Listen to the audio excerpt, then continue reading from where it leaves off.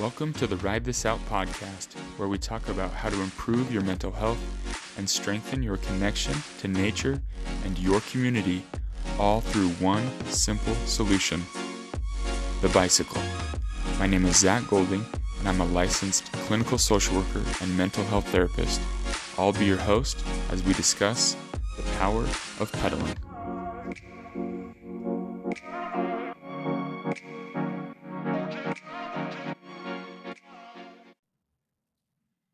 What's going on, everyone? Welcome in to this week's Tune-Up Tuesday. It's been a little bit since I've done a Tune-Up Tuesday session. Within these discussions, I like to just kind of bring up questions, reflections related to biking and how it can improve our mental health. I'm a licensed clinical social worker. I'm a mental health therapist. This is not to replace any therapy, but to encourage you to look into your own mental health therapy and ride your bike to the appointment for best results. On that same note, I'm here in Utah. If anyone has any therapeutic needs within Utah, hit me up. I do a lot of in-person stuff as well as telehealth sessions. But I wanted to kind of talk about a lesson that came to my mind the other day.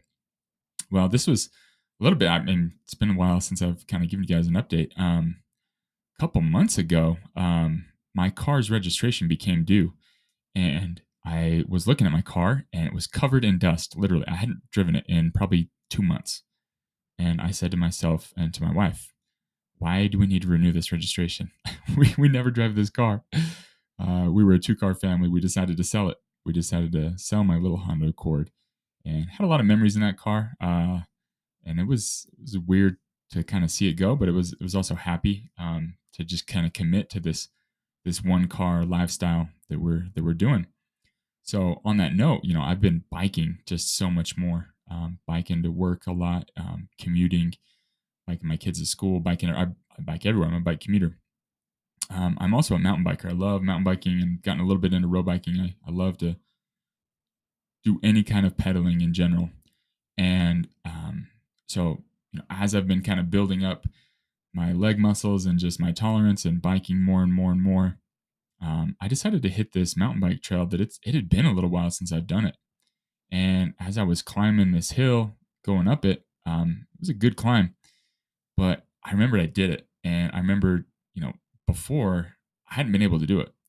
And there's another section of this trail that I would, this hill to get up to it. At first, I would just drive that in the past. I would just drive up this hill, park, and then ride my bike from there. But since I don't have a car anymore, I'm biking up this hill. So I biked up that hill, no problem. And then the continual uphill climb, this is, I won't bore you with the details of everything, but the elevation was pretty good.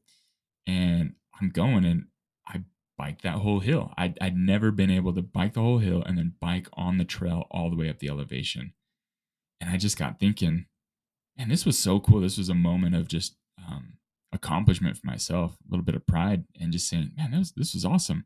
And then I got thinking about this. That hill, that trail, that hasn't changed. It's always been there. The elevation, the gain, the steepness of it, it's always been the same.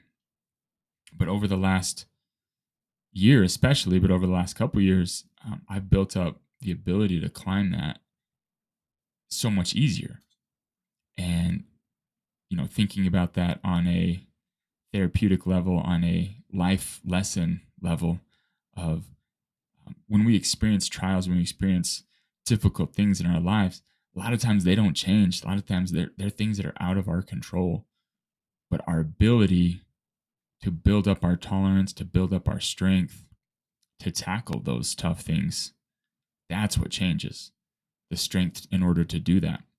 So what are the hills in your life? What are those trails in your life that have that steep incline, that difficulty that you can't really control? There's nothing you can do about it.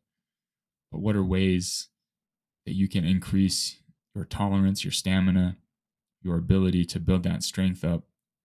And what can you do in order for that to happen?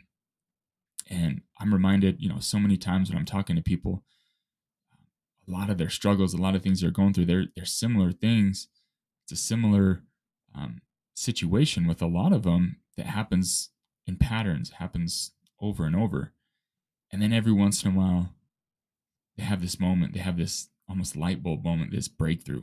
And it's really cool to witness. It's really cool to see, to be a part of that and to see that kind of happen. And they realize, oh, this is something that I need to do.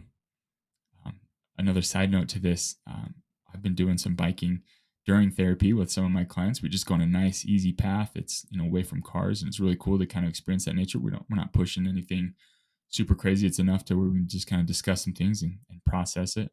I don't do that with everybody. It's just kind of occasionally. But as we have been doing that, it's been really cool to see people's comfort level on the bike and comfort level discussing things in therapy.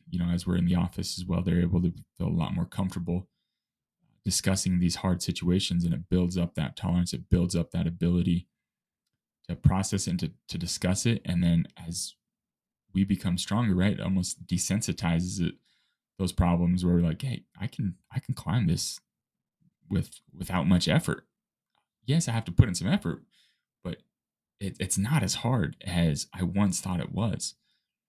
And some other people that I've been working with, virtually through telehealth, a couple of them have gotten bikes, and it's actually been really cool. They've been talking about biking to work or biking every day in the morning and seeing their progress. And they'll show me their Strava, and they'll say, hey, look how many miles I did this morning. Keep it up. And it's just cool to see that progression.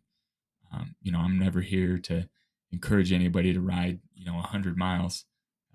Although my wife, another side note here, she just did a 100-mile ride not too long ago. It was a Goldilocks event, is what it's called. It's this all women's ride where she did 100 miles. So cool. It's something that she's wanted to do for 8-9 years now, and she's worked up to that. We've had 3 kids during this time, so she just hasn't been able to do that, but she was finally able to accomplish that goal. And again, the same idea that the course didn't change. That 100 miles is still 100 miles, but she was able to train for it and accomplish that goal. And so again, I'm not one to ever push anybody and say you got to ride 100 miles or do something crazy, but it's cool to kind of set a goal, something like this, and feel the progression and feel the ability to handle that and to see yourself accomplish that, and that pride that can come from that, and that saying, hey, I did this hard thing. If I can climb this mountain today, if I can do it, this certain amount of mileage today, how can that translate to other things? What else can I accomplish? What are some other things that I can go through? So anyways, those hills that we climb, those trails that we hit, they don't change. Those problems, those difficult situations, those trials, they don't change. But our ability to manage them, our ability to approach them with strength and with the right mindset, that's what changes. So just some things to think about, on this Tune Up Tuesdays, you kind of go throughout your day. Whenever you're struggling, whenever you're going through hard times, hard situations, just remember, you can always jump on that bike and tell yourself, I can ride this out.